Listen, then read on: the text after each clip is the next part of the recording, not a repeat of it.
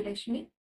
I am an optometrist. Now I am pursuing PGDO and fellowship in Strabismus management from Indian Academy of Optometry, Coimbatore. Today I am going to demonstrate how to identify squint based on direction of deviation, then cover test based on committancy and position of cornea reflex. First of all, what is strabismus? Strabismus means misalignment of eye. It is a condition in which one eye is turned in a direction that's different from the other eye. In normal condition, the six muscles that control the eye movement work together. The six muscles are extraocular muscles, four rectus muscles and two oblique muscles. Four rectus muscles are superior rectus muscle, inferior rectus muscle, medial rectus muscles and lateral rectus muscles, and two oblique muscles are superior and inferior oblique muscles.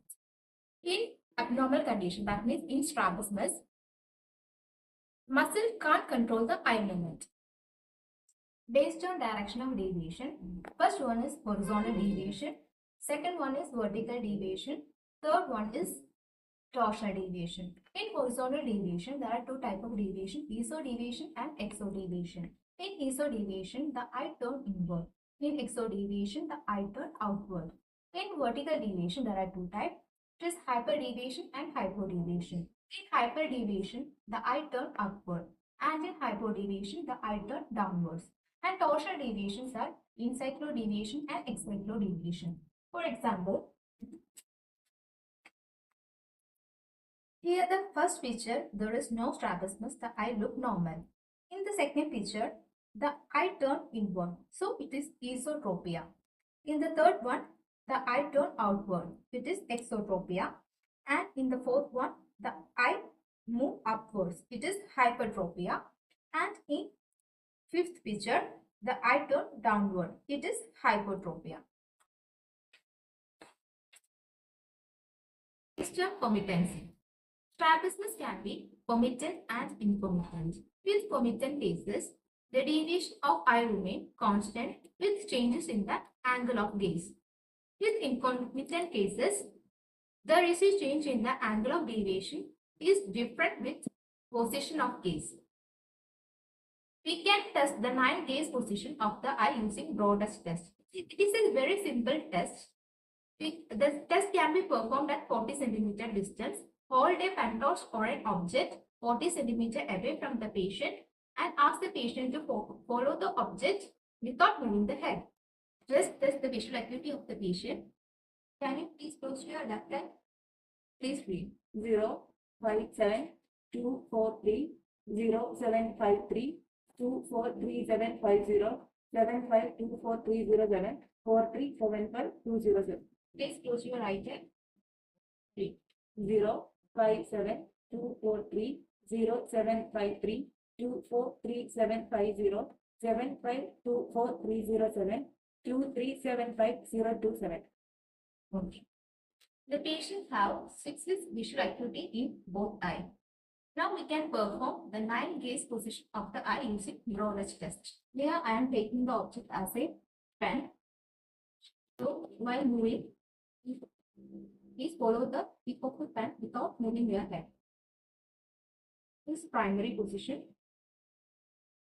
levo version, levo elevation, levo depression,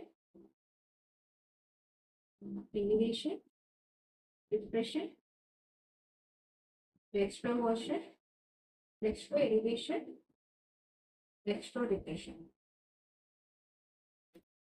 Here the patient ocular motility is full and free in all directions of gaze. Based on corneal reflex.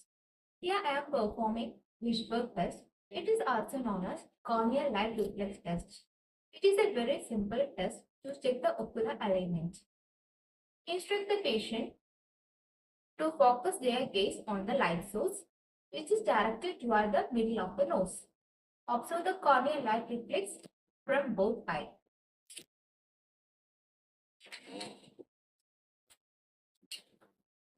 Please use the light.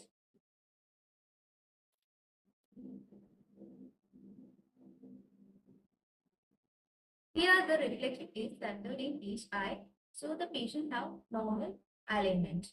Degree of deviation can be roughly estimated by measuring the decentration of reflex from the center of the eye in millimeter, that means mm. 1 millimeter of deviation in reflex is equal to 15 prism. If the reflection is descended temporally from the center of pupil, it is esotropia. If the reflection is descended nasally from the center of the pupil, it is exotropia. If the reflection is upward descended from the center of the pupil, it is hypotropia. If the reflection is downward descended, it is hypertropia. We can also estimate the amount of deviation, but it is less accurate. If the corneal reflex is between the pupil and pupillary margin, it is 7 degree or 15% diameter. If the corneal reflex is in the pupillary margin, it is 15 degree or 30% diameter. If the corneal reflex is between the pupillary margin and limbus, it is 30 degree or 60% diameter.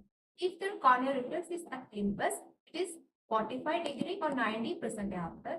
If it is at the sclera, it is more than 45 degree. Based on cover test. First one is direct cover test. Second one is cover uncover test, and third one is alternate cover test. Cover test is performed at distance and near. Direct cover test is a very simple test which is used to determine if there is a presence of tropia or a manifest squint. To perform this test, patient is asked to focus 6-meter distant target and occlude one eye and check the movement of the other eye.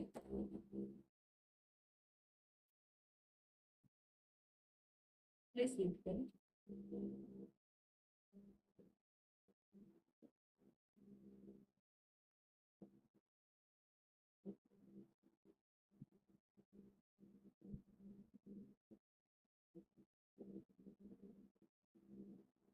In the presence of manifest squint, the uncovered eye will move in opposite direction to take fixation.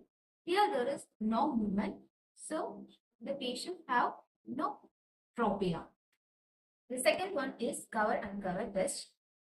This test is usually used to notice or determine if there is heterophoria, and it also differentiates heterophoria from heterotropia.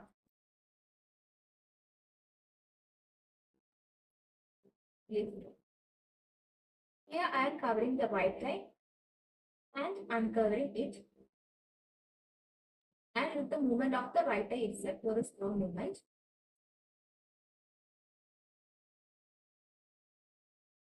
Then left eye, covering the left eye and uncovering it.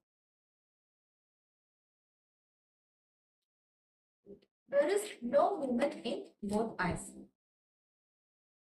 Third one is alternate cover test. It is usually determined whether the squint is unilateral or alternative, and it is also differentiate concomitant squint from paralytic squint. It is important to place occluder alternatively several times to dissociate eye, and occluder should be transferred quickly from one eye to another to prevent fusion. We can perform alternate cover test.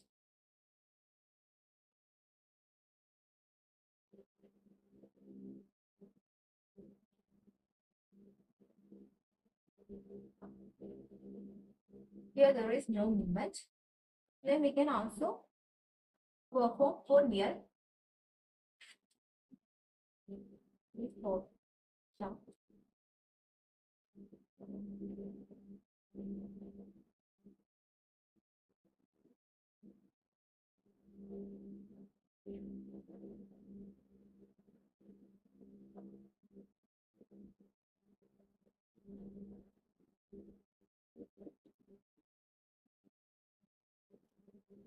In alternate cover test, there is no movement in any eye, so the patient have no squint.